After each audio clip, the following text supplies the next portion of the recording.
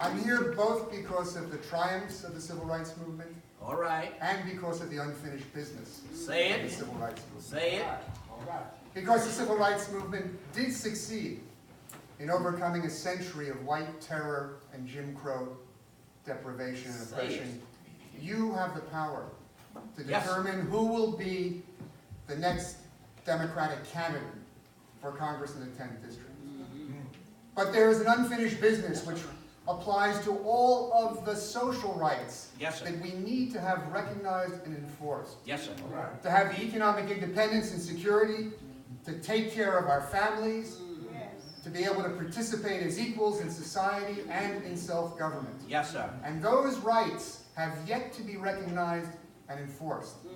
And my mission consists in bringing to Washington the struggle to have the social rights agenda put before our nation and acted upon. Yes, sir. Right. And this is something that Martin Luther King crystallized in a brief saying at the very end of his life when he was ready to open a new chapter in the struggle for freedom, the Poor People's Movement. Yes, sir. And he said the following, our nation promises to provide life, liberty, and the pursuit of happiness to everyone. Yes. But if you do not have a job, income, you have neither life, liberty, nor the possibility of pursuing happiness. Yes, sir. And he is pointing to a fundamental right that we have ignored. And it's a right that none other than Coretta Scott King tried to put on the national agenda in 1974 when she set up the National Council for Full Employment. She was fighting for the federal government to come up with a federal job guarantee. Yes, sir. That would ensure that anyone who needs a job would get a job at a fair wage to serve our community. But her efforts fell on deaf ears.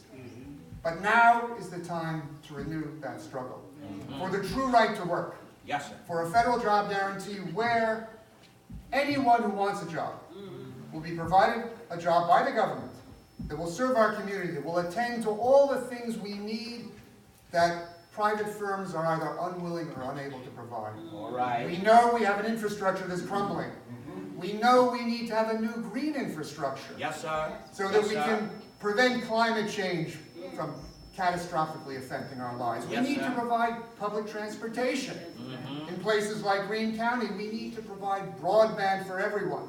Because how can you participate in society today if you don't have internet access? We need to provide all the human services that are lacking. Child care, elder care. We need to beef up the staff in our schools. We have to improve all our public facilities. Yes, sir. We can use a federal job guarantee to provide all of these goods and improve our physical and human capital. Yes, sir. But this is life-changing. This is going to be a life-changing provision for those who are struggling to find work and for those who already have jobs. Now we know that our young people face twice the unemployment that we do. And young people of color face 4 times the unemployment. We can shut down the school-to-prison pipeline by guaranteeing to every young person when they come of age that there is a job awaiting them at a fair wage that will serve the community. We can stop mass incarceration by guaranteeing to everyone that there is a lawful way of earning a decent living that serves their community. And we can ensure that our veterans who come back from war, who are disproportionately people of color, that they will not be left on the streets like we find them in Athens begging for food. They will have a job awaiting them. And we're speaking about a job that will be at a fair wage. We need to end poverty wages. A fair wage is not just a living wage. It's a wage that reflects the growth of our economy and the increasing prosperity of the nation in which we should all participate. Guaranteed jobs at fair wages with dignity will allow us to solve our education problems. No longer will kids find themselves back at home and their parent is working 2 or 3 jobs.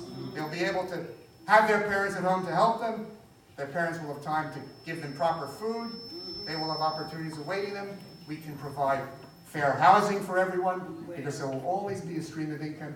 We can allow people to take advantage of a single-payer healthcare system because they won't be unhealthy because of the stress of facing poverty and economic uncertainty. And finally, we can provide a way of balancing family and work by ensuring that there's free public daycare and childcare so a woman can pursue her career knowing that her family responsibilities are taken care of. And finally, we have to ensure that we are really equal before the law, that money does not determine our legal standing.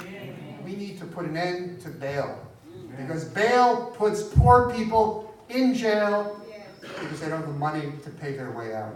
We need to have a legal care system so that everyone can get not just criminal, but civil legal representation.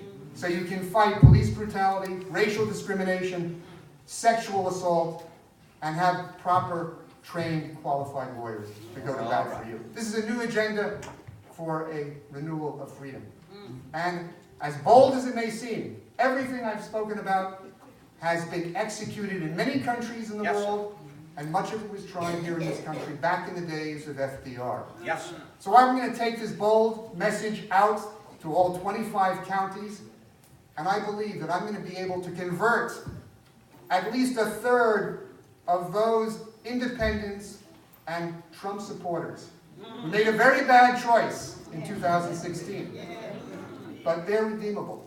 They're human beings who underneath it all have a hunger for truth and justice. And if we can put the real solutions to our failure to provide rights to everyone, we have a chance for victory. So I hope you'll give me your support. Check out my website, my campaign website, winfieldforcongress.com. That's F-O-R spelled out. And thank you for the opportunity to let me say a few words to you.